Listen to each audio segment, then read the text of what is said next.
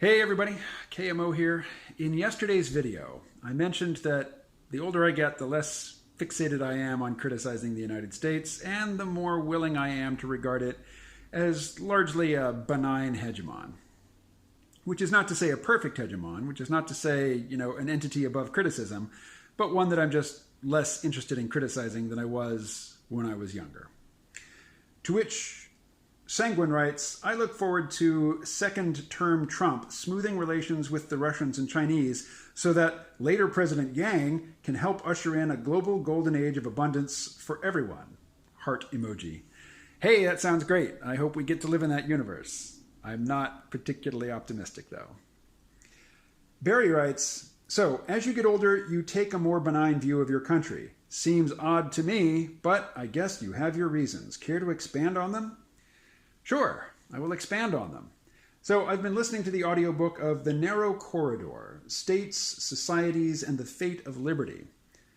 And the book deals with, basically it's a theory about what it takes for a state or a society to respect liberty.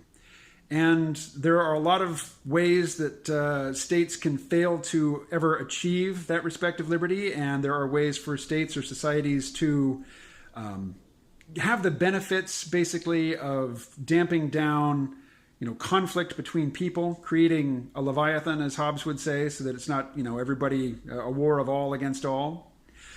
But in those societies that achieve this without a state, they do it by means of social norms. And the social norms that arise organically, to control conflict and reduce violence typically are not very friendly to liberty.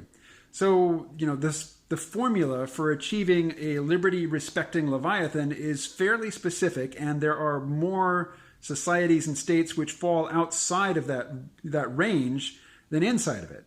It's a narrow range. As the authors say, it's a narrow corridor.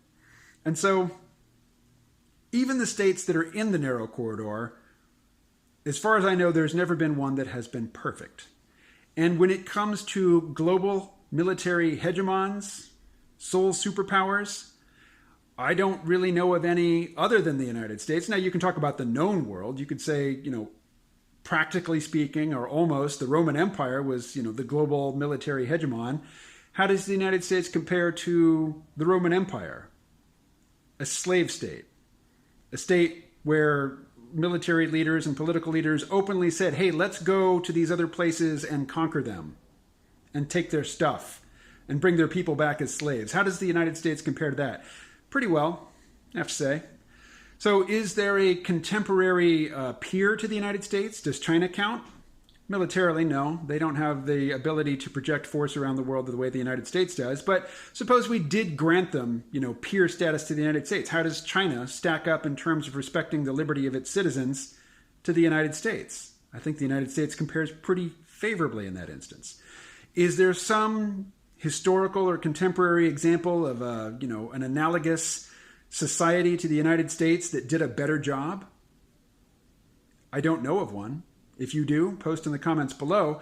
Now, maybe you're just comparing the U.S. to some imagined, idealized society, a Republic of Angels. Well, yeah, we fall short compared to the Republic of Angels, the angels who suffer from no ambition, no greed, no imperial overreach. They do everything right. They have perfect foresight, and no personal vices to overcome or to influence the state in unhelpful directions.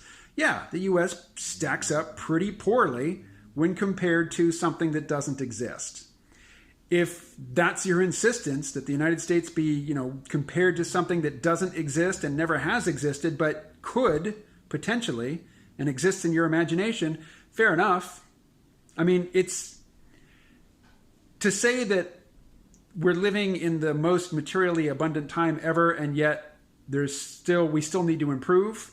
That's a respectable position. It's one that I endorse. I'm just less and less interested in focusing on the flaws.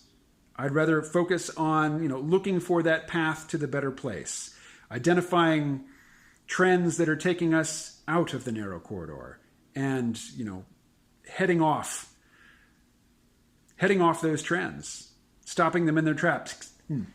stopping them in their tracks.